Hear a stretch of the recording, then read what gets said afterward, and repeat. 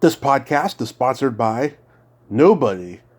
Hey dudes, welcome to Splat from the Past, the only 80s themed horror sci-fi show where things can get totally radical. Now today, I will be talking to Laura Banks. Laura played Khan's navigator in Star Trek II: The Wrath of Khan, celebrating its 40th anniversary. And she also was in the exploitation films Wheels of Fire and Demon of Paradise. She'll be my second guest from that movie. She was in another movie, I don't think it got released, it was called Retreats, and then she was in Alan Spencer's Hext. She's also been a stand-up comedian and an improv comedian. She had a improv group with Whoopi Goldberg in the early years. I can't wait to ask about that and talk about stand-up comedy. And she's also got a podcast where she talks about astrology. And she's written many, many books, including Love Online. And it's going to be a great conversation today, an interesting one as well. She's a woman of many hats. She's a Renaissance woman, and it's going to be a great conversation. Last interview for February. This month went by really, really fast, but also very, very slow at the same time. And I can't wait to kick off March Madness tomorrow. So yeah, here is my interview with Laura Banks. Hello, this is Laura. Hey Laura, welcome to the show. How are you today? I'm fine, thanks. How are you? I am just spectacular. Thank you for taking the time today. This is a great honor. Oh, thank you. So, going back in time, did you gravitate toward acting early on in your childhood? Definitely had the lead in the high school play my senior year and performed musical comedy with West Side Story on the main stage in high school and then on into college where I did some Pirandello and other interesting playwrights, and then just kept going. My degree's in drawing and painting, but it was always a cross between the visual arts and the performing arts for me, and the performing arts won, but I was always crafty with art and acting. Nice. West Side Story. Did you see the remake that just came out? Can't wait to see it. I met Leonard Bernstein once. He told me I looked Polish. Really? Well, are you Polish? I am English, Spanish, Canadian, French-Canadian. Nice. Basically, I mix it up every time anyone asks me what I am because I'm from so many things, so it's just fun to make it look like a poo-poo platter of personalities from all these different ancestors I don't know. Yeah. Well, we all have that, with mixed heritages. We, inherited, a little bit of this one and that one, some of us have a temper, some of us are just, wacky. Right. I'm wacky. Same here. So you're born and raised in Kansas? Born in New Jersey. Oh. Roots in New York City. My mother's a New York City girl, and she was an usherette at the Paramount Theater, which got me interested in acting. I don't know how long this interview is going to be, but you can go all the way back to my mother and her fascination with the silver screen and watching lots of black and white movies. And I lived out her desire, which was to be an actress, and then it became my desire. But then we were transferred by business to the Midwest, which was awful. I wish I'd stayed back in New York. And not awful, but anyway, Kansas City's a great town. And then moved to California, and then back to New York, and now I'm in Florida. Yeah. What's your favorite place that you've lived in? That's a good question. I'd say right now Tampa is pretty amazing. Amazing town. They just did the Gasparilla Pirate Festival, and but back in the day, I guess Greenwich, Connecticut is just such a cute town. Mm-hmm. Yeah, I'm often fascinated by people who spent their childhoods, going from state to state and country to country. I just think that they got to do it in a pretty good time, back in the 50s and 60s. Yeah. Oh yeah. So after high school, did you go to college? I received a BFA in Fine Art ultimately from California State Northridge in Northridge, California, where they have all the earthquakes. And, I had some pretty good teachers from UCLA. I still had to go to a state college because I was paying for everything. And went 4 years at KU before transferring out. And just lots of, some challenging times. I lost a brother. Oh. Early 20s, and, very tragically. And I've just gone out of my way to take courses and learn and educate myself on my thinking and my positivity, because life's often so hard to overcome challenges. So you have to talk yourself out of feeling sorry for yourself. Right. Oh, that's a good attitude to have. That's a great attitude. So did you do any acting in college? I did. I was in the Black Box Theater, dressed up as Annie Hall in the middle of a play. I came in obsessed with Annie Hall. I had her whole wardrobe I found at the local thrift shop, and I came in and I said to the director, I want to wear Annie Hall in this play. And he said, that's fine. So that's my favorite memory. But then Right You Are If You Think You Are is a Luigi Pirandello play, and he's an Italian playwright, and fascinating.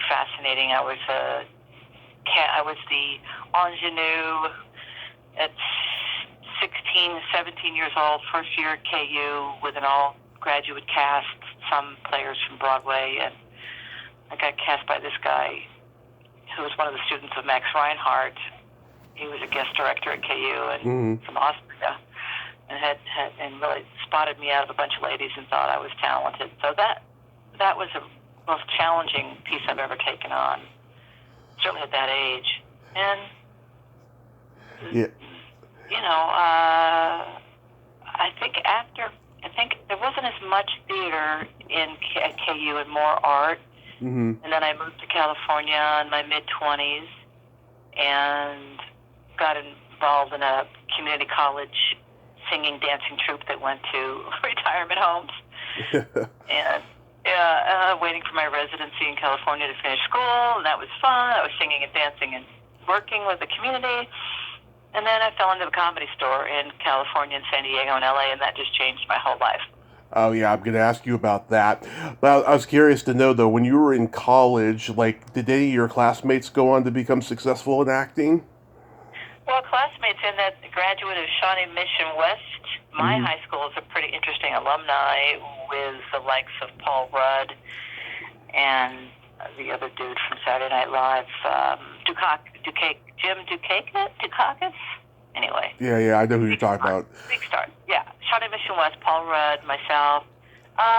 Nancy Opal was in my class. She went on to Broadway. That's all I know. Yeah. So you get to the Comedy Store what year? 79.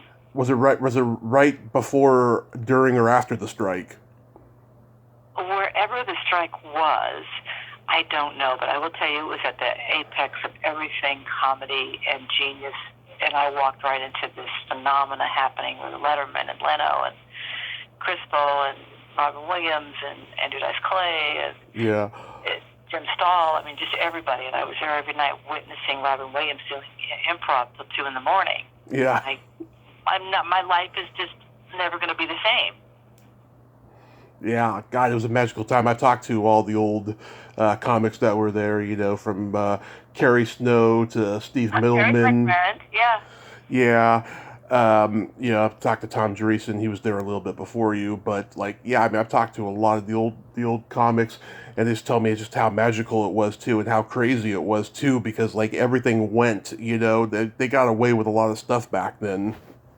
They really did. In fact, I walked over to David Letterman and asked him out on a date in the parking lot of the Comedy Store. I went over there and went, "Hey, let's go out." And he said, "Well, thank you very much. And where are you from? And what's your name?" And I was on a talk show, and I said, "Well, da-da-da." And he goes, "Well, I've got a lovely lady waiting for me at home. Otherwise, that would be fun." He was so formal when I asked him out on a date. That's one of my favorite memories. I never actually passed the Comedy Store on Sunset Boulevard. I was too young and naive. I didn't have an act, and I was just all about being a comic groupie, and then I did end up passing at the improvisation in New York, which is kind of a big deal, and then also at the Comedy Cellar, which is definitely a big deal, and toured for I did stand up for 3 years and was a middle act for a very short period of time, but I definitely conquered the improvisation, which Richard Pryor started at Bette Midler, and Mark Maron's out of there, Uncle Dirty. Uncle Dirty. He Sarah Silverman, I mean, Jim Gaffigan. I mean, these were my buddies, Yeah. And so that's why I went on to write comedy books. Yeah, wow. Yeah, I've talked to, a couple of the waitresses there, Susan Sager, Lisa Pesha, Lori Jacobson. They've all told me crazy stuff that went on there. There's there's ghosts there. I wonder if Labatkin, you think of people with sad endings, are they there? Yeah. Robin. Right. Freddie Prinz. I would say in general, the comics I've known run pretty deep. They probably had their fair share of tragedy to need comedy that bad, which was my situation. Like, what drove me to comedy was I had a very depressed mother, and I wanted to make her laugh. That's it. That's what propelled my world when I saw her smile coming out of that depression. Oh. Like what was your stand-up act? Observational. So I really love improvisation. I've done that all my life. I started out with an improv comedy troupe in San Diego with Whoopi Goldberg. Oh. And we were in a group called Spontaneous Combustion, and then I went on to work with the Groundlings East, and then off-Broadway in New York, and was in all kinds of troupes. And so my stand-up was challenging for me. I always found moments to play with the audience more than wanting to have memorized jokes. Yeah. So I was often the host that kept everything going. I would bring in half my act memorized, the other half who was there I could talk to, Right. But you don't get too far with that. I'd have to have really committed to learning a tremendous amount of material. Yeah, it can be pretty tough, I mean, I used to write out my stuff on a piece of paper, and I would spend the whole night, reading it over and over again until it finally sank in, Yeah. Another sad one is Richard Jeni, one of the best. Oh, God, Richard Jeni. That guy could do 4 one-hour sets in one night, never the same joke, never the same premise. I mean, that guy was just a reservoir of comedy. Getting up on his feet. Yeah. I wonder if he wasn't just thinking it up. He's that brilliant. I don't know, but Tom Dreesen told me he would do shows with him, and he would go do he'd go do the set, and then he'd be like, "Where's Richard? He's going to be on soon." He'd be in the car writing his next set. Jesus, that's so amazing. Yeah. Hey, I thought that when Bob Saget died, I saw Bob at a premiere of a movie called The Aristocrats. Right. That movie? Yeah, I love that movie. Okay, so Saget was there, and a bunch of us went out after Penn and Gillette and myself, and I was very, I don't like the movie anyway. So I told my girlfriend, I bet something foul happened with Saget, his death. And she said, no, it'll be fine. Have they found out what it is, how he died? It was something related to his heart, but I don't know if it was COVID. There's something now there's a rumor mill that there's something, a foul. Okay, yeah, I don't know. Anyway. I don't know about the foul, but I just heard about his heart, and I was devastated because the guy was a huge part of my life since I was 2. Watching him on the Rodney Dangerfield special, that special changed my life when I was 2. Seeing him and Rita Rudner and Yakov Smirnoff and Sam Kinison and Louis Anderson, I mean, it was just a profound. It was a profound impact on so many comedians' lives. But me, at the age of 2, just seeing people up there with that microphone and talking and getting laughs, it was just something that was just amazing to me. That's amazing. Yeah. So when you were with Whoopi, in Spontaneous Combustion, how long did that last for? Oh, gosh. We were together as a troupe for about, I want to say, 6 to 12 months. I don't really remember, but it was a lot. It was months and months, and we would sit in the back and on fruit crates, and she was on food stamps and tell me. Totally amazing woman, just incredibly brilliant and kind. Anyway, so did that. Then we got called from Mitzi Shore at the Comedy Store. She'd heard about us doing this really good show at the Improv. Yeah. At the Comedy Store in San Diego. Okay. So she sent down this teacher, this guy named Greg Dean, and who became one of my best friends, who went to Ringling Barnum and Bailey, the Clown College down here in Florida. And anyway, Greg Dean took us in and taught us more, and then we got a word from the Sunset Store that they wanted my improv troupe to come to Sunset. So we did. We got there, we performed, and we immediately disbanded. It's like we exploded. I think Whoopi had higher sights, and when we lost her, it was, obviously big. Oh, she was probably having people backstage saying you're great, but you gotta lose the rest of them. Well, she probably. Well, I mean, she got discovered by Mike Nichols.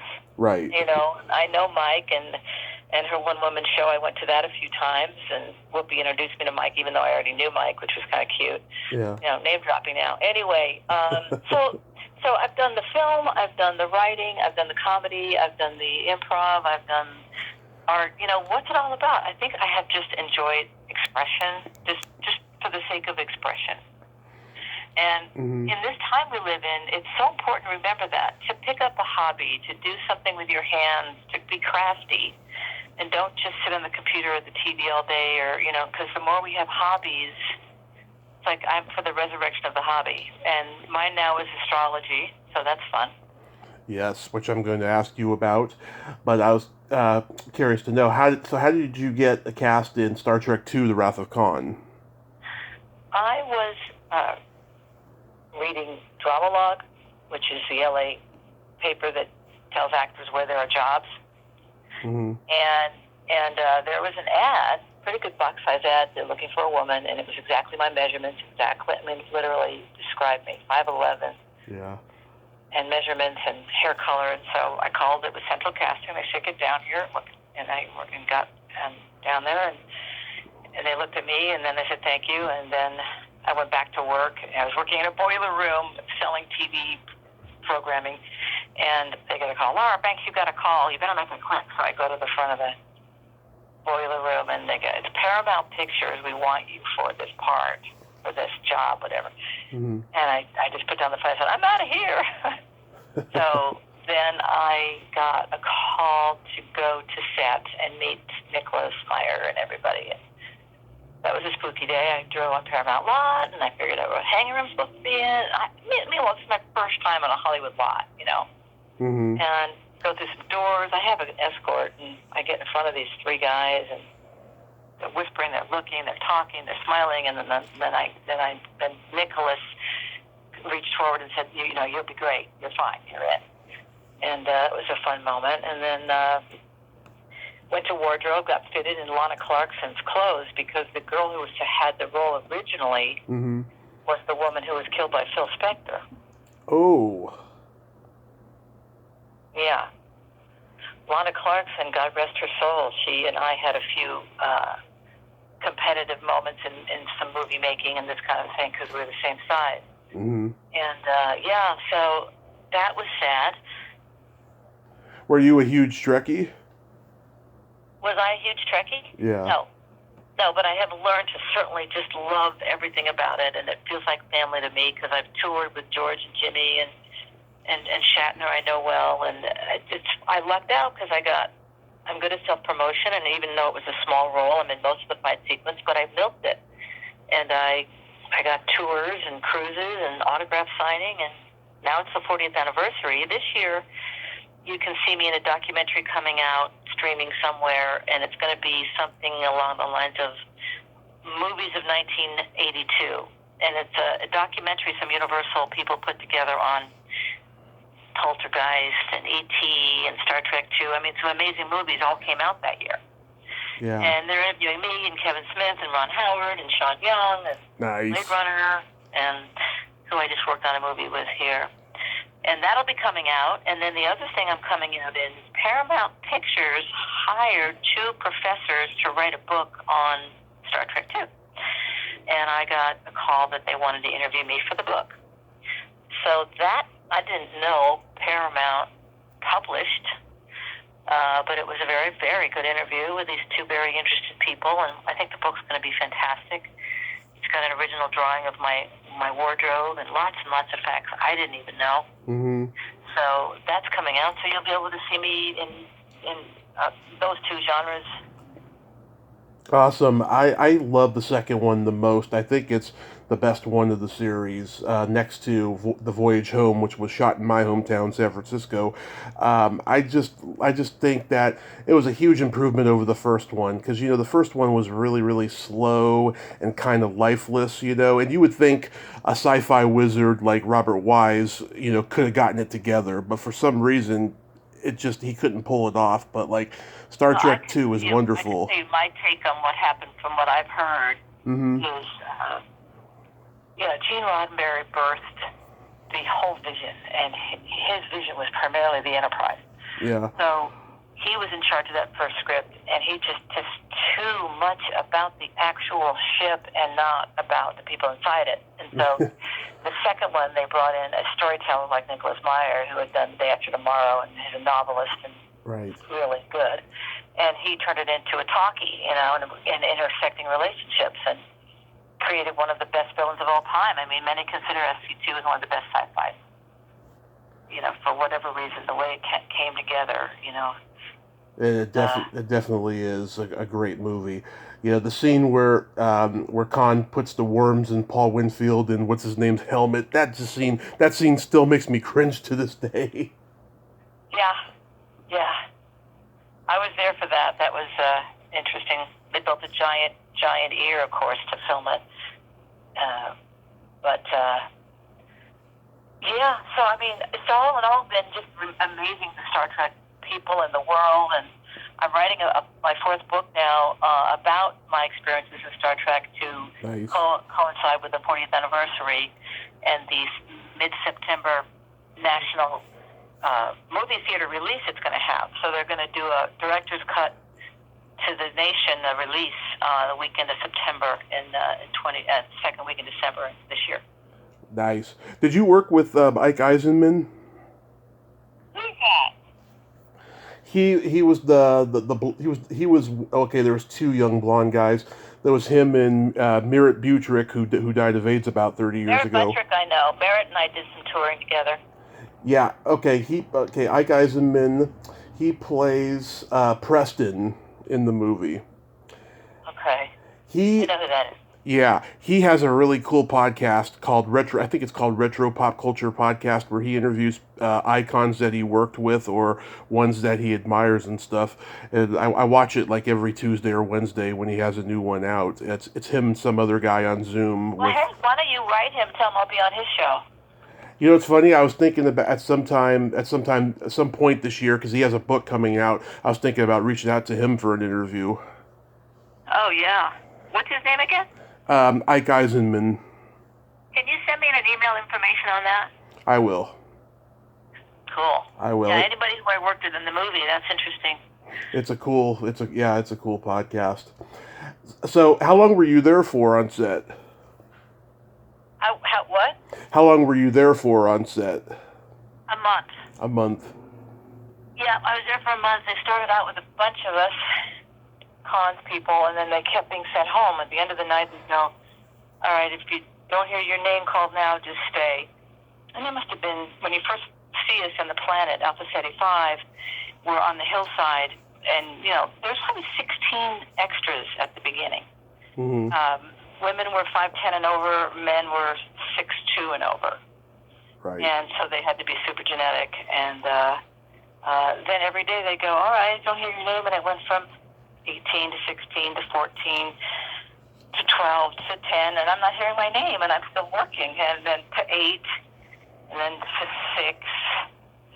And I swear, by the end of it, when you see the fight sequence, there's like 6 of us that are now still a part of the cast from the original crew. Mm-hmm. And I thought that was just great, because it really was an extraordinary amount of time to spend in that environment and witness kind of what I saw.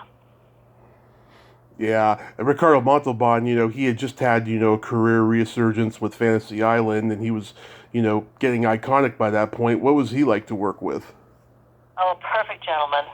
Yeah. Absolutely perfect gentleman. That matinee idol, smooth, old world, charming, gracious. I'd sit in his chair sometimes not thinking his name was on it. I was just tired.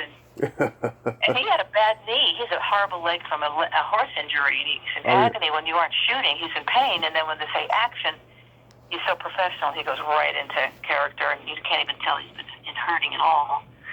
But that was my most amazing thing with him. Yeah. But sweetheart of a man. Yeah, I think he was a better actor than most people gave him credit for. Well, yeah, I'd have to agree with you. And also too, his looks got in the way. His looks got in the way. He was just too matinee idol-y.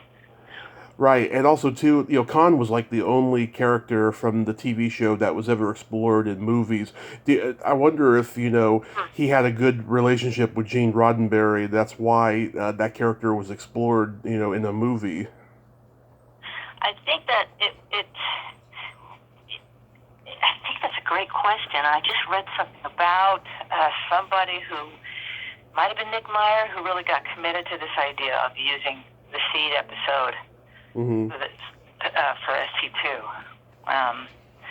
And it could have coincided with Montalban. But of all people to audition for that and get it, and to think he's going to do it the way he did it, it's Ricardo Montalban. He's like the plane, Yeah. Like, now he's going to play this guy that could, terrorize the universe, from being a matinee idol and a little guy with a little fantasy island. Yeah. I know. It was, unheard of back then, I know. Yeah. A few years later, you worked with Shatner again on an episode of T.J. Hooker. That is correct. Yeah, how was that experience? Well, it was funny. I thought Bill maybe had gotten me the role. I wasn't sure because we were friends. I played a barkeep, and we had a scene. Bill and I had a scene at the bar, and it got me my Screen Actors Guild card, which is pretty great. Oh, is that why you're not credited in the movie? Oh, in Star Trek 2? Yeah. Well, and Joaquin Phoenix isn't credited either. So. Oh yeah. I'm credited because they basically took somewhat advantage of a girl from Kansas, and they should have given me the one line that was in the script for me to say. It said, "Navigator, course plot to intercept Enterprise ready, sir."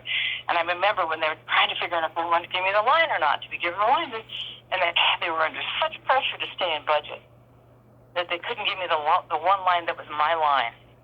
But my picture ends up on the box cover. It's in Time magazine. Really, it's the photograph of me, as much as anything, that captured the imagination. To this day, I meet people and they know me, and I know it's probably because of that. How many times have I appeared on a television set on a Sunday at 3 o'clock, and they're replaying Star Trek 2? Yeah, and how often do you get residuals from it as well?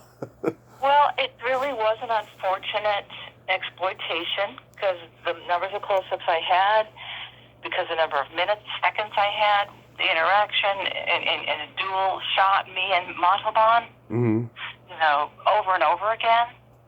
So it's okay. Some things you just have to let go. Right. But it went on to star in 3 movies, and that was because of Star Trek. It propelled my career in every way. I'm very grateful. Yeah, how was working on Wheels of Fire?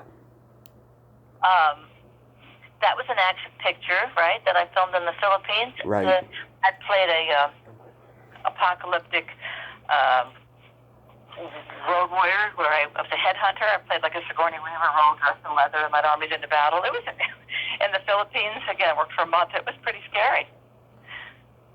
Yeah. Did you work with Dennis Cole? Don't recognize the name. Worked with Serious Santiago Productions, which is a 60-year-old film company in the Philippines, which does most of their movies.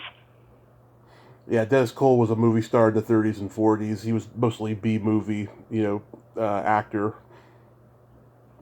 And then after Wheels of Fire was Demon of Paradise, where I was eaten by a monster. Yes, and you're my second guest from that movie. Oh, who was the first? Leslie Huntley. Leslie! How is she? She is great. You know, she's still in L.A. She just got back into the business again. She's been doing commercials. You know, she took a long break, you know, once her kids were born. And she is awesome. And, yeah, so I advertised last night that I was going to be talking to you. And she said, tell Laura I said hi. Oh, my gosh. Well, when you speak to her, tell her I said hi. I absolutely will. Yeah, she's good people. Yeah, well, Roger Corman discovered Shatner and Nicholson and Right. Francis Ford Coppola and Ron Howard and Barbara Hershey. So I made 2 movies with Corman post Star Trek, and I don't know too many other more background players that did as much as I did. I mean, that's quite a bit given, you know, I didn't have a foot in the door so much the way so many Hollywood people do, you know. Right. Just coming from nothing. Who, you know, what did they say? 3% of Screen Actors Guild actually works. That's it. Yeah. You know, and I still get auditions twice a week. You know, I'm not going on them because they're not the right project, but there's still interest. Right. And, you know, Leslie told me, too, that, you know, when you guys were shooting in the Philippines, it was really hot over there.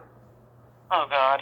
Yeah, oh, boy, you're not kidding. And there were monsoons and earthquakes and lots of funky, fun stuff. But I'm glad I did it. It was an adventure of a lifetime. You did a movie right after that. Did it get released? It was called Retreads? Retreads was going to festival and have been picked up by a number of possible distributors when the company behind it went Chapter 13, so Retreads fell into a bucket all its own making where it never came out of again and never got sold as a feature film. But Michael Rooker is in that, and I'm top billing, and he was 4th billing. And Michael Rooker, I don't know if you know who he is now, but he's one of the biggest stars working. Oh, yeah, he's Henry Lee Lucas in Portrait of a Serial Killer, and he was in Mallrats, Kevin Smith's movie. Yeah. He also starred with Sylvester Stallone in Cliffhanger, 8 Men Out, Mississippi.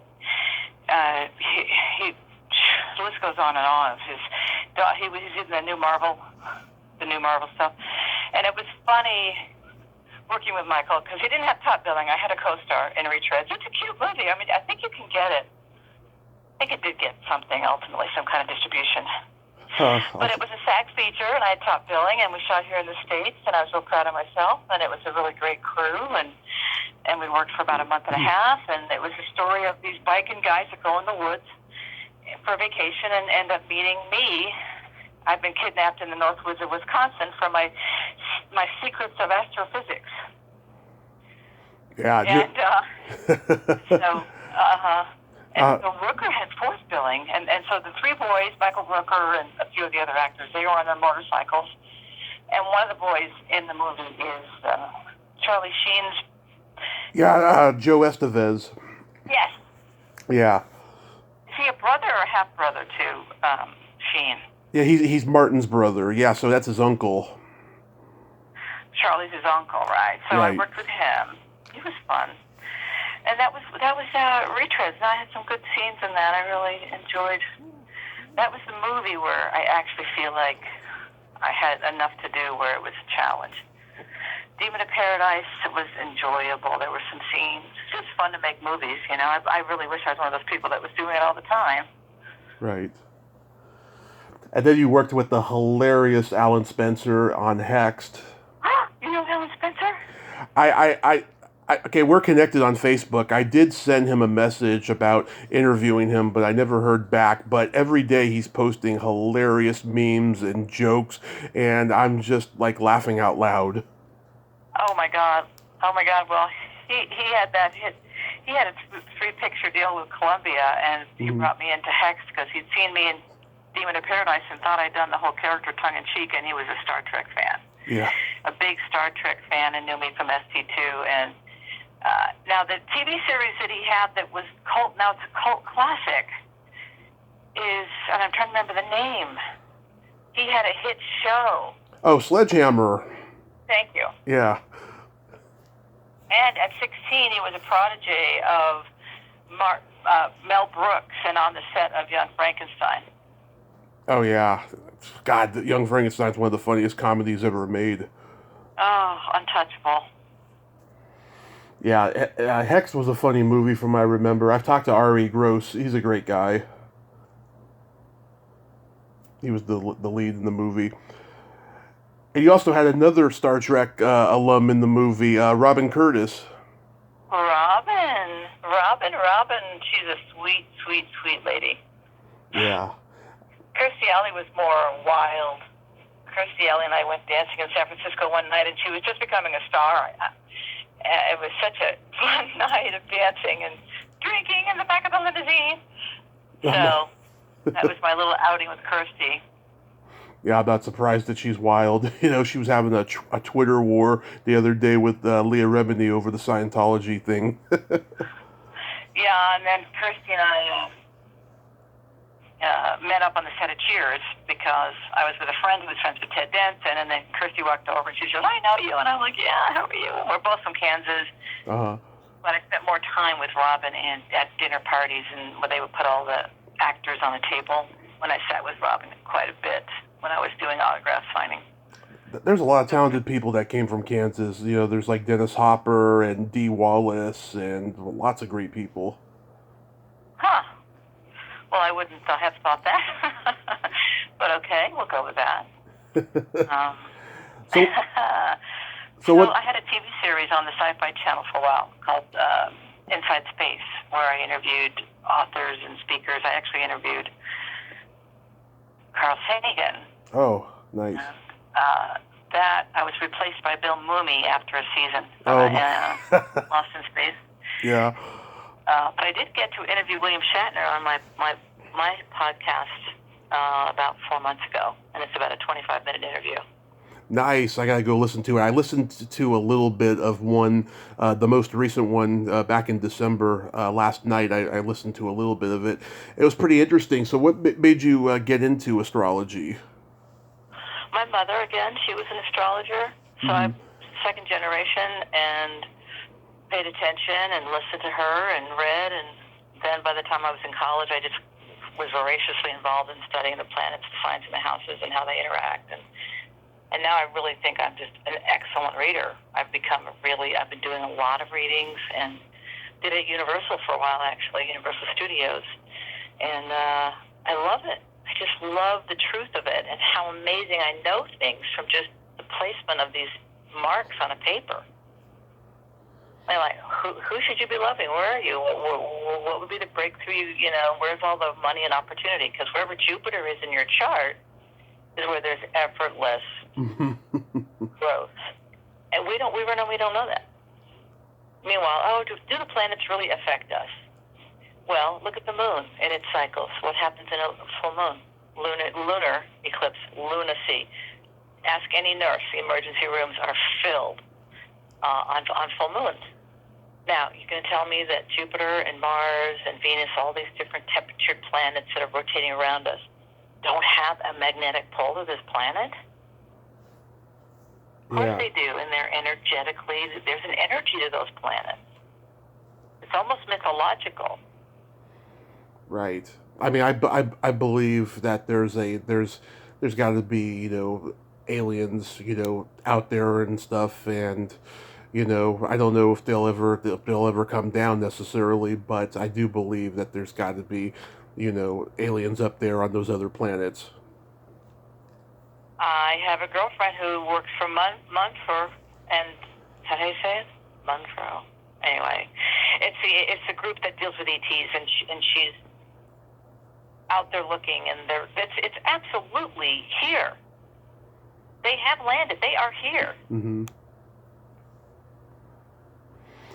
I had a friend that worked at the Pentagon on the inside, and he was with the CIA, and he said there was absolutely a designated area for ETs in the Pentagon. He said, no question. Do you believe in Zodiac? You mean like in the Zodiac? Yeah, like the signs. Well, that's what I do. That's what we've been talking about. That's Yeah. astrology.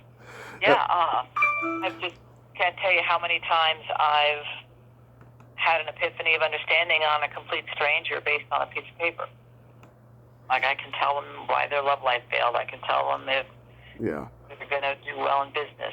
It's not psychic, although I am psychic, but it is just reading what I'm told at the moment of your birth, how the planets impacted you as an energy being. So what sign are you? Aries, Sun, Leo, Moon, Leo rising, a lot of Leo, and a lot of fire, Aries. I'm a Gemini. Oh, of course, in broadcasting.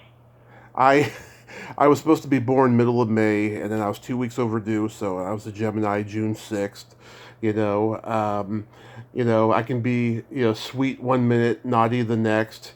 If you listen to my podcast regularly, you get to hear all sides of me, from family friendly to triple X rated. I talk about everything I'm interested in. I'm an onion with many layers. That's great. I hear it. Oh, thank you. So we're recording this whole time, and then do you go back and edit? How much actually airs? I don't edit unless we have like a phone malfunction or something, Okay. And how many listeners do you have approximately? I don't know. I don't pay attention. I just, keep count of how many interviews I've done. All right. I was just curious. And so send me a link to where I can find the show, and I can promote it. Absolutely. Yeah, I put it up on Facebook or on YouTube as soon as I'm done. Yeah, I mean, the thing with Star Trek is it's the 40th anniversary. It's 2022. Here we are. Go out and see the movie in the theaters in September. Support your local theater. And look for my documentary streaming, which will be something about the movies of 1982. And Paramount Pictures' book on Star Trek, too, which I think it's untitled at this time. Do you do the Star Trek conventions? I used to. How are those? I loved them. I loved meeting people. I loved signing autographs. I loved entertaining them and emceeing. And yeah, I read that you had a book called Love Online, right? And I used to do a lot of online dating in my 20s, and then I stopped because I just couldn't find what I was looking for, I met a lot of women, all they wanted was sex, right? And of course, being in my 20s, I didn't argue with that, but there was more I wanted. So then, 10 years ago, I just gave up on online dating. But you're a huge advocate of it? Well, are you in a relationship then now, or are you single, or what's your... Since my car accident, I've been kind of in the asexual category, just been trying to focus on working on myself, Oh, I'm sorry to hear about your car accident. You'll feel better. It's the best thing that ever happened to me. Otherwise, I wouldn't be talking to you right now. Oh, wow. Well, I do think online dating can work, but there's some tricks of the trade. You got to get smart, and you got to take rejection. And the man I'm with now, I'm engaged. We met online, Facebook dating, and it's absolutely fantastic. And I've had other relationships from online that were just so-so or not good. Right. But nothing awful, and it certainly offered up some companionship at that time in my life. You just got to write the profile sincerely who you are, and good pictures and mutual interests. So as much about yourself as you can so people can latch on to something that they're interested in, too, in your profile. So all those experiences you had, that's what was the incentive to write the book was about?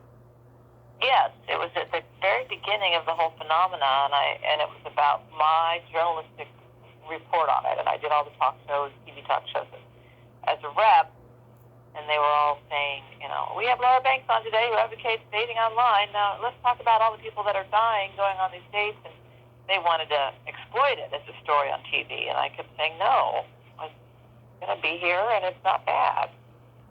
But that was way before people were even looking at that as a phenomenon. You think Tinder is a good app? Don't know. Yeah, no. You were probably already in this relationship by the time Tinder was starting to get popular, right? Oh, I don't know. I don't even know anything about Tinder. I just know that you can't give up on love because there is a lid for every kettle. You just, a lot of loneliness now, and there's a some generations accepting that. Mm-hmm. I don't think we should accept loneliness. Yeah, I'm just taking a little break. It's just That's fine. Yeah. I'm not judging it. Yeah. It's all cycles and fine. But hey, this has been great. Is there any final questions? Well, I want to ask you, have you enjoyed this interview? Very much.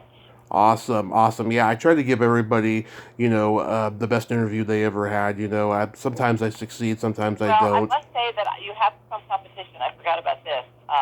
In May, I'm going to be on CNN.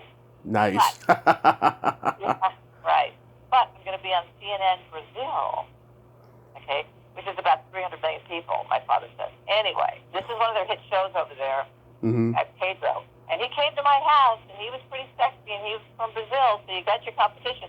And he gave me a great interview also. So I just hit this interview jackpot in his last few days, so thanks. Oh, that's fine. I don't mind being a footnote in anybody's history. Well, Laura, I want to thank you so much for coming on today, and I'll keep an eye out for your projects, and I'll send you this when it's done, and stay safe out there, because it's a crazy time. Thank you, dear. Thank you. You too. Thank you so much. Bye-bye. Okay. Ciao. Well, there you have it. Laura Banks. Ain't she a sweetheart? Nice lady, huh? Great stories. Very interesting. Very cultured, too. She's a woman of many, many hats, and she likes to do many, many things. She's awesome that way. Well, until next time, this is Tommy Throwback Kovac saying, there's no shame in living in the past, because the present sucks. Later, dudes.